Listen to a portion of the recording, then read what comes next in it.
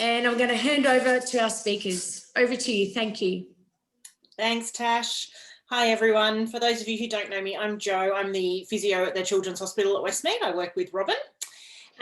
So we were given the topic today to talk about children and exercise and keeping fit and all those sorts of things, which is kind of a massive topic and kind of a topic that you can't talk about in, you know, great detail in this time, this sort of time frame that we've been given. So I guess what Robin and I are going to do a little bit of a tag team. That's sort of how we run our clinic as well. We kind of jump in on top of each other and talk at the same time. So I've got a few dot points sort of jotted down to talk about a little bit, and Robin will add in some pearls of wisdom as we go along. So I guess I wanted to start with some things that aren't particularly specific to haemophilia and just talk about some of the guidelines around exercise that is currently out there for young people. So the current recommendations are that young people over the age of 5 all the way through to adulthood should aim for about 60 minutes of moderate level activity on a daily basis. So that would be where you've just reached the point where you're huffing and puffing a little bit and having just a little bit of trouble talking in full sentences. That doesn't have to be 60 minutes all at once. That can be cumulative across the day. It can be 10 minutes here, 5 minutes there. And it can be a combination of either incidental exercise, just walking up the stairs maybe and take it instead of taking the elevator, or it might be a brisk walk in from the car park, which Robin and I are getting very used to at the moment, having just had our car park moved about 1 kilometre away from the hospital, which is good fun. Or it might be a more targeted exercise or sports session as well. But that's the recommendations for maintaining fitness. That's not about becoming necessarily a muscle bound, excellent athlete or anything. That's just about maintaining health and fitness. The other recommendation that goes hand in hand with that is about the amount of screen time that's currently recommended. So the recommendation for people over 5 is that there should be less than 2 hours a day of screen time. And that includes phones, tablets, computers, TVs, video games, basically anything that has you sitting still and looking at a screen.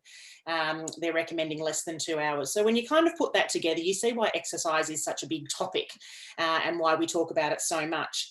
And I guess we know why exercise is good for us. It's about maintaining not just fitness and body weight and body image, but it's about keeping us strong, keeping us flexible, keeping us agile, helping us maintain our balance and our coordination so that our risk of falls is reduced, our risk of injuries is reduced, and in the case of haemophilia, our risk of bleeding is reduced because our muscles are more flexible, our muscles are stronger, better able to protect our joints and all those sorts of things. So we all know why we should exercise. There's lots of reasons to do it. It also makes you feel good, makes you happy, releases all sorts of happy endorphins and makes you a better and happier person.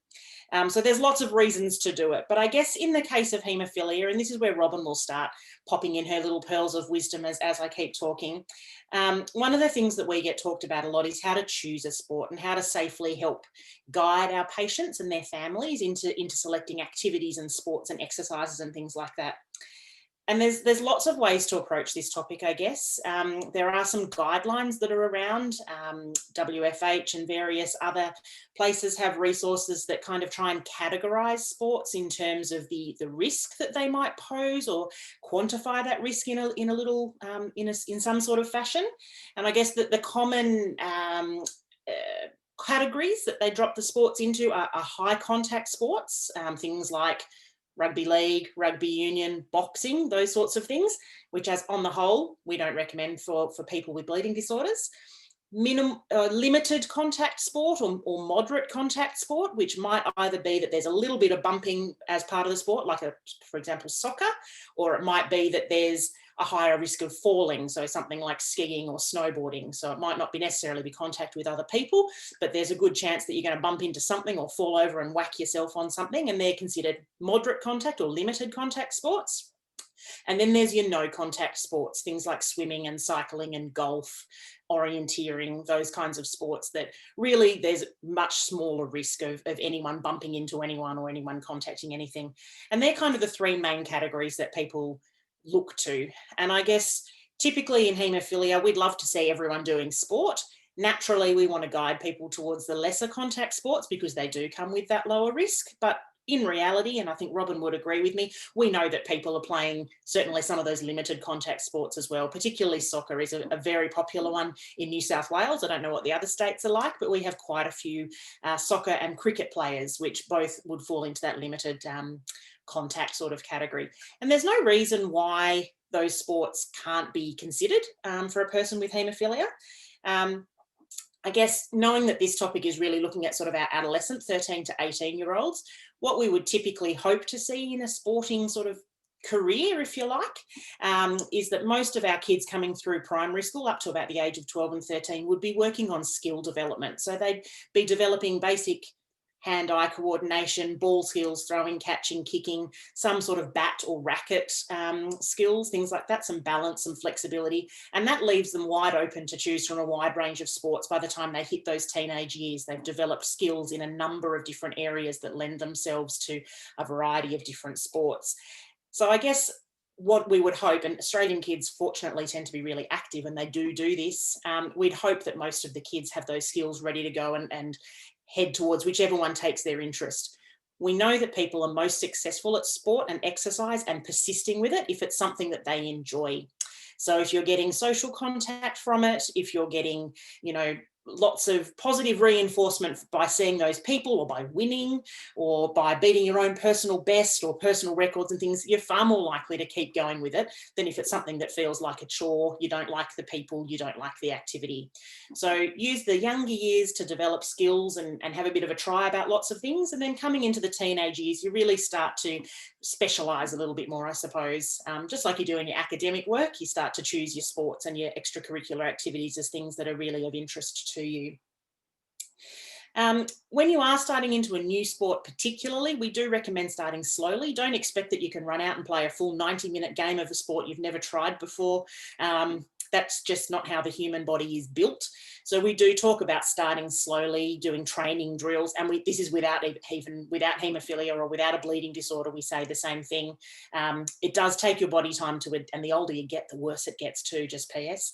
It does take your body a little bit of time to adapt to new movements and your muscles to recover from that, and make sure you're not getting too sore or too many problems the next day or the next week potentially. So we do say to start slowly. We would also recommend people starting in a really structured environment. So structured sports, structured games where you've got the correct protective gear, the right shoes or the right shin pads or knee guards or wrist guards or whatever might be required for the sport. You're on the correct surface, so you're not trying to play on a dusty old, packed earth feels a bit more like concrete and has no cushioning in it. You're actually on the proper astroturf. You've got a referee or an umpire there who's making sure the rules are stuck to. So that's actually a far safer place to start with a sport than just running around in the park with your mates, where things can often get a little bit more out of hand. Once you've developed those skills and you're a bit more confident, the park becomes a little bit safer, but still we like to see people knowing the rules and having the right gear and the right footwear. So we would often, certainly in our clinic, Robin, we would often recommend people go to a little athletics or to a soccer club or somewhere along those lines to develop the right skills and the right techniques and make sure they're doing everything the right way, first of all. I guess that all leads round to the major point of what we're going to talk about today, which is that in any sport or exercise, it's kind of important to include your haemophilia treatment team and your treatment centre in any decisions that you make. I guess in these days of prophylaxis and all the wonderful things we've got where we have a lot of joints that have never had significant bleeds or significant injuries, the options are probably much wider open than perhaps in some of our older generations who can't participate in some of the sports because they're unable to jump or unable to run. So I think, everything's on the table, and I guess everyone wants to work together just to make sure that people are doing as much as they can to protect themselves. We don't want anyone to get injured, whether you've got a bleeding disorder or not. It makes more work for us to begin with, and that's not what any of us like. But also we want to look after people and make sure they're functioning and as pain-free as they can be. So I guess we can talk with the HTC, with the doctors, the nurses, the physios, whoever else you want to get involved. We can talk about which particular sport might be recommended for you in particular. And obviously, if you do have a joint or a muscle that's troublesome, or somewhere where you keep having an injury or a bleed, we can help you work out if that sport's really the right one for you, or maybe how to modify it to make it a little bit safer.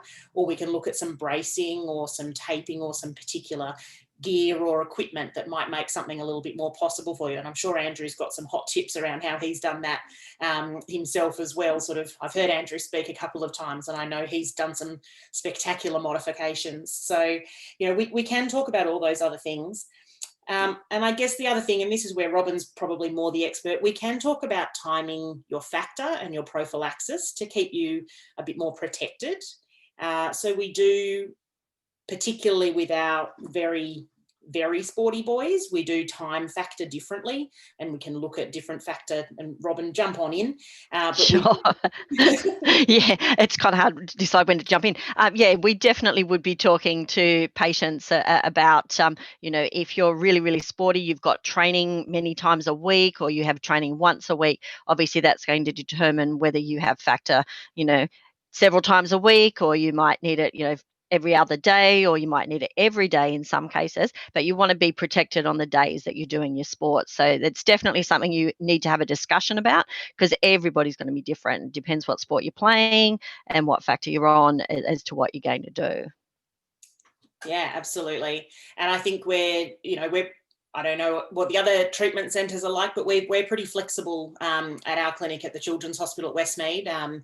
We've got people on all sorts of weird and wacky timeframes. Regimes, yes. Regimes, that's right. Because we do obviously want people to be active, and factor is something that we can tweak and we can play with and make sure that that's as optimal as it can be to keep people safe and protected. Yeah, of course. Yeah. And I guess alongside with that, if whilst sport or exercise or even just general life is happening, if a bleed does happen, that's important. And I know part of this topic is about rehab following a bleed and getting back to sport after a bleed as well. It is important, obviously, always important to talk to your haemophilia treatment centre if you have had a bleed, but particularly if you are a sporty person or you have a deadline coming up for some tryouts for something, or a grand final or some kind of competition, and you're quietly hoping you're going to get back to that. I guess it is important to have that chat as well, because the treatment and the options that we have to help you get over that bleed, and reporting that bleed and knowing the history of that bleed and the patterns of those bleeds can inform some of that for us a little bit as well. So that'll move me nicely into talking about rehabbing from a bleed and getting back into sport, and the things we can do to minimise those risks of bleeds in sport. So we've talked a little bit about choosing the sport that's right for you, making sure you've got the right skills, starting slowly. When it actually comes to game day or training day, warming up and cooling down are really important.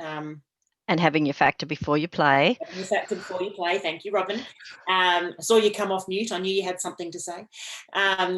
But making sure that those muscles are warmed up, they're flexible, they're stretched out, and you've got your body sort of prepped and ready to go. You can't just go from 0 to 100. No one can, with or without a bleeding disorder. So it is a little bit about making sure you're doing all the right steps and doing the stretches and doing the warm-ups and the cool downs as well. And that will reduce the risk of particularly muscle injuries and ligament injuries. But if there is a bleed, there's no magic time frame to get back into your sport necessarily. I guess you can ask the physio group, and we'll all come up with a slightly different answer. And that's because it really is quite individual, depending on what the bleed is, how many you've had before, how good you are at doing your recovery and your rehab, and the things that that you need to do to get you back, and whether there's any other complications that go along with that. So I guess the take-home message about rehab and getting back to a sport is it's unfortunately it's probably slower than anyone wants it to be, HTC staff included, and it's often quite frustratingly slow, I think, particularly if there is that sporting deadline to come up.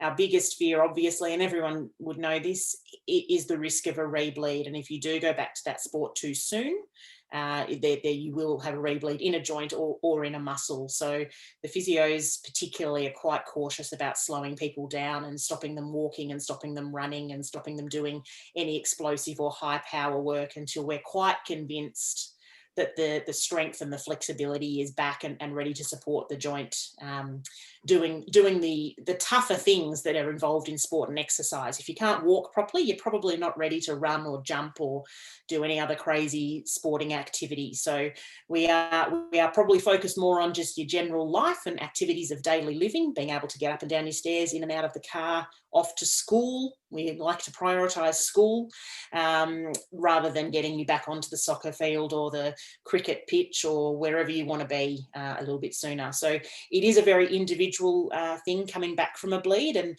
the more bleeds you have, the slower it's going to be. And the more joints you have or muscles you have affected, the slower it's going to be as well. But we aim to get you back as fast as possible. Yeah, and Joe, the other thing is for people that have an injury, they have to remember they do have to treat again. And so we often see the kids come into the centre where they're like, oh, no, I'll be okay. And they keep playing the game rather than going off and treating. And, whether that treatment is just ice to start with and then have some factor as soon as you get home. But a lot of the kids don't always treat, or they think, no, I'll be fine. And then it's like a day or two before we see some of the kids. And so that's going to take longer to rehab than if you'd got on top of things and stopped that bleeding. Yeah, absolutely. And I guess I've been doing haemophilia for about 7 years or so now, I think. I worked out the other day, which scared me a little bit. But one of the things that we do see there are actually injuries that aren't bleeds as well. Haemophilia doesn't, they get more injuries than just bleeds. And I guess that's something that, particularly as the physios, we work a lot alongside these patients to try and work out what is a bleed versus what is some other kind of injury, a fracture or some other injury, a ligament tear or something along those lines. And some of those injuries take a long time to rehab as well. So there's normal injuries that everyone gets, and there's bleeding and bleeding disorder related injuries as well, and they all factor in, and we have to tease it all out.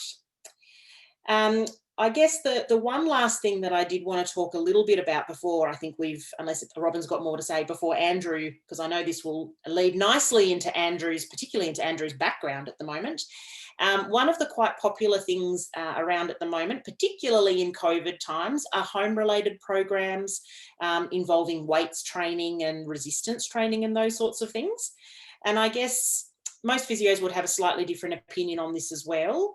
But coming into weights training, we are a little bit cautious about that in the growing skeletons. So while you've still got some quite soft bones that are still growing in length and in circumference, we are quite careful about using particularly heavy weights because we are not convinced from the evidence that that's safe on the skeleton and won't impact the long-term growth.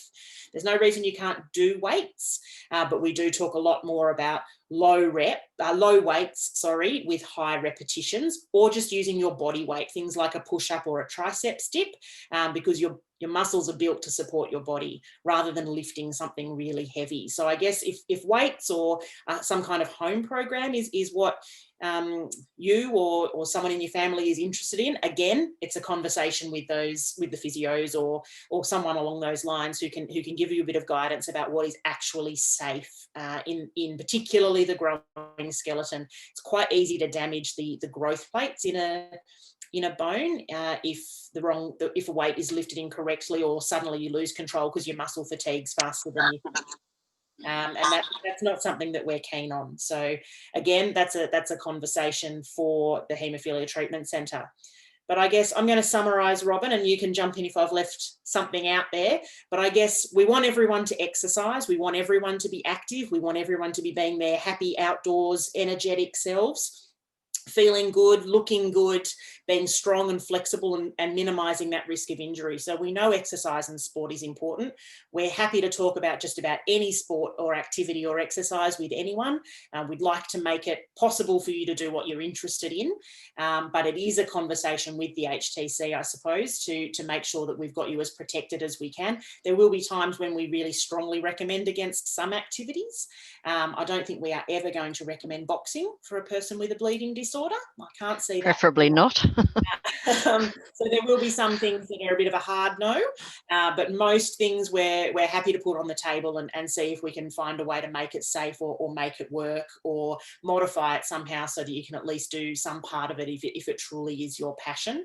But then it's really important also to be upfront and honest with us about how you are treating, how many bleeds you are having, whether you're having any injuries, how you're feeling, and those sorts of things, because it's only by sort of open communication in both directions that we can actually work out what's safe and what will work to keep people as active as we'd like.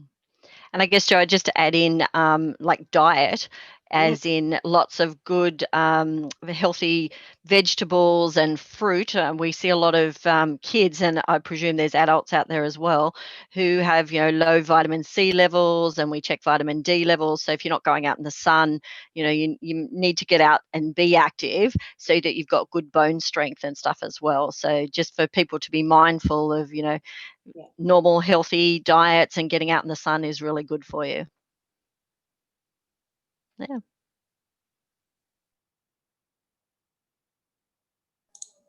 Thank you, ladies. I'll hand over now to Andrew, please. Yeah, thank you very much, Joanna and Robin. Just funny, Joanna, talking about weightlifting and soft bones and people still growing. I wish I was still in that demographic. I top out at a massive 5'6" and wish I could say my growth plates were still active, but unfortunately not. First of all, I want to thank HFA for putting this on, and it's kind of a crazy time we live in now.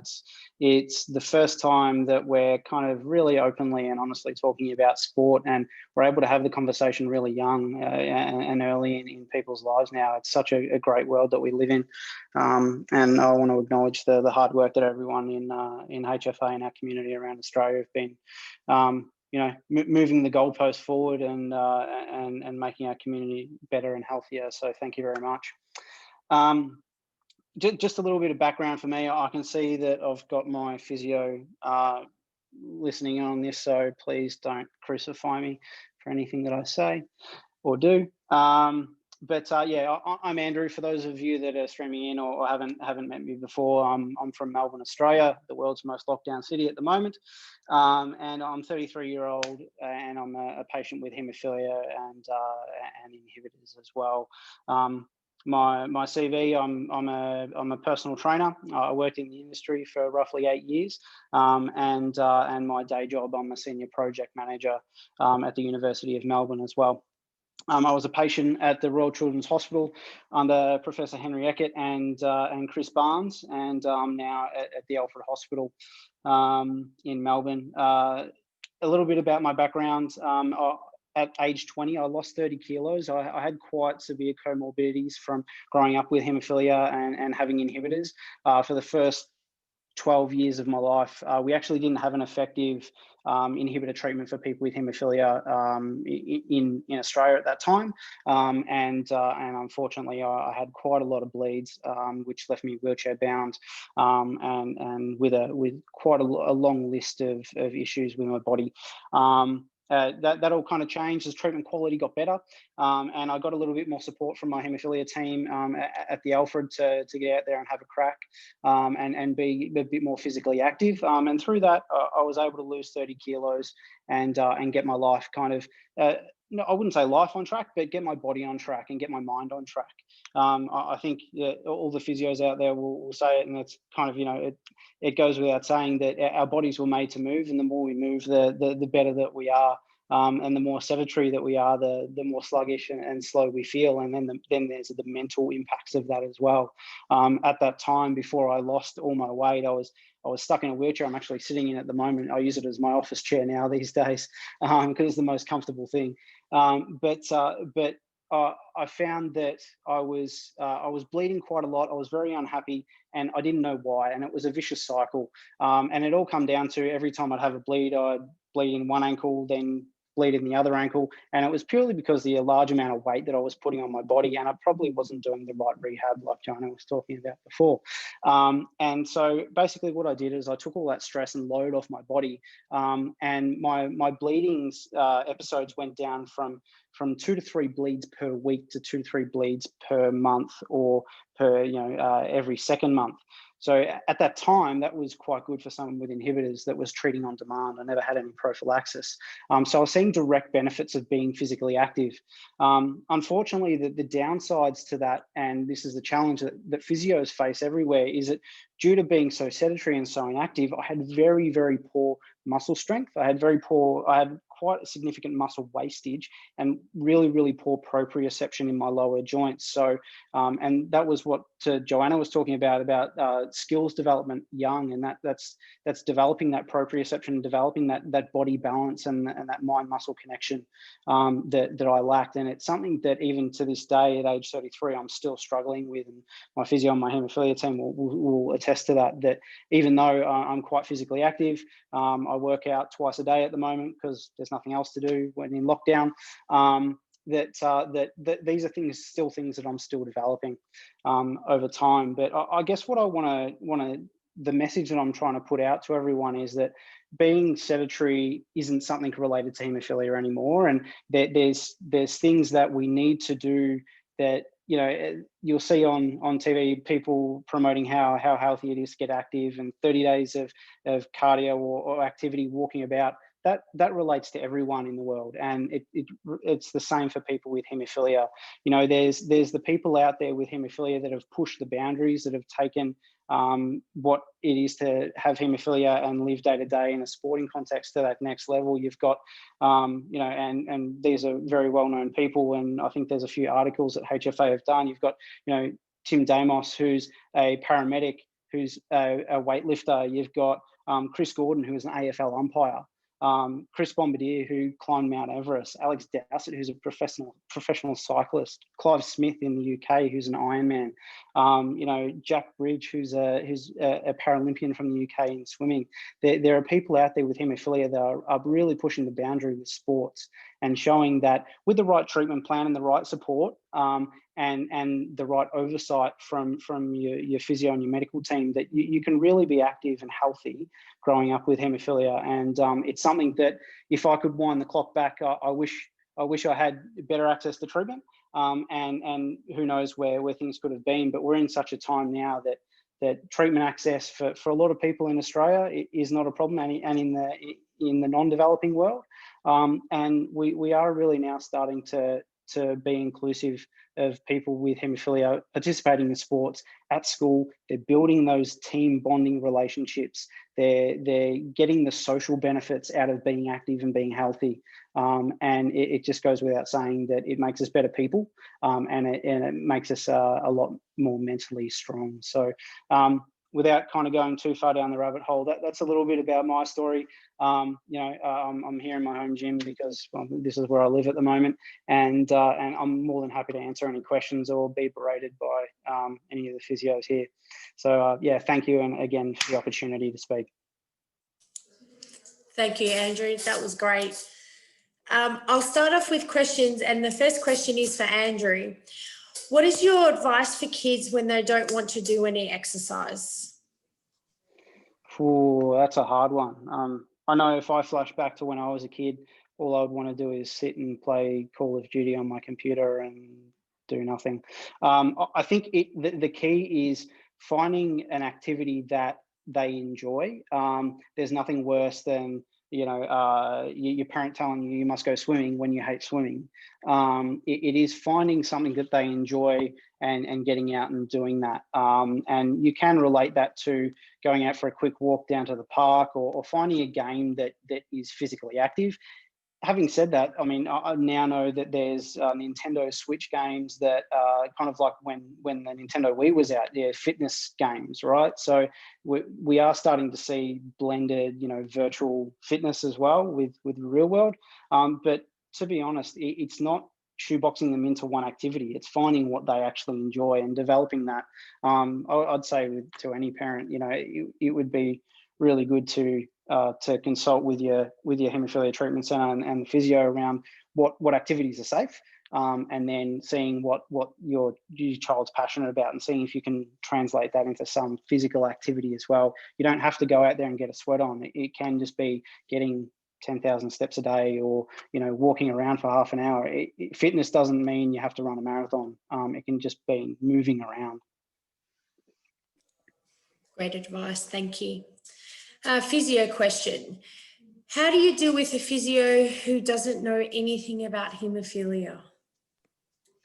Oh, that's a sad thing to hear, but not altogether surprising. Haemophilia is quite, as you all know, quite a rare condition, and it is specialised, and it's not something that's taught as particularly as a condition to most physios, but it is core physiotherapy. So all physios will have the skills to treat what we're seeing in haemophilia. They just need the education behind what makes haemophilia a little bit different to some of the other to some other conditions, and why we treat an ankle bleed differently to how you might treat an ankle sprain in someone who doesn't have a bleeding disorder. So the hottest tip, I guess, would be to encourage them, the physio that you're seeing who doesn't know much about it, to contact your HTC and put them in touch with us. Any of the haemophilia physios around Australia and even New Zealand, I'm sure we love to talk physios, so we'd be happy to tell anyone what they need to know, and we're really happy to support and co-share and co-treat patients wherever we can. We'd love people to be treated closer to home if that's more suitable, but we're well aware that particularly in our rural and remote communities that there might only be one physio in town, and they do as a result have to be a jack of all trades. So not everyone has the luxury of working in the metropolitan areas and getting to specialise in one or two conditions like we do in the HTCs. So just get them to get in touch with your HTC and we'll tell them. Great, thank you. Another question that's come through: what can girls do to manage when they're doing sport if they have heavy periods? Robin, probably for you. Oh, that's a tricky one. So, I mean, there are obviously medications that we can use for when girls do have heavy periods, tranexamic acid, the oral contraceptive pill. But what we normally do when girls present with these issues is that we get them in contact with the gynecologist, and they're very good at working out a regime that can help with that heavy bleeding, so that it's not heavy bleeding anymore, and that then they can just have normal periods and do any sport like anybody else. Great, thanks. Sorry, one more. What do I need to tell the coach? Tell the creche? Coach. The coach. Yeah, sporting coach. What should I tell them? We do encourage the kids to tell the coach that they do have a bleeding disorder, and that they take their treatment before their training or whatever, so they can be treated as normal. Like, you don't want to be treated differently, but they do need to know that if a bleed occurs or they have an injury, then they do need to get an adult to help them. If they're they're little kids, get their parent to maybe take them home and have some factor, but to have things like your rice, your ice on hand that they can use if they have an injury at the time. Great, thank you. I think we'll wrap up. Thank you very much to our speakers. That was very informative. I hope everyone got something from tonight's session. On our website, we have an online educational program on the move with haemophilia that we promote. I'll put the link on Facebook, I think, event as well, and we'll put it on our website through Bleeding Disorders Awareness Week 2 for people that are interested in clicking on that. But thank you for your time. Thank you, everyone, for joining us. Thanks, Tash. Bye.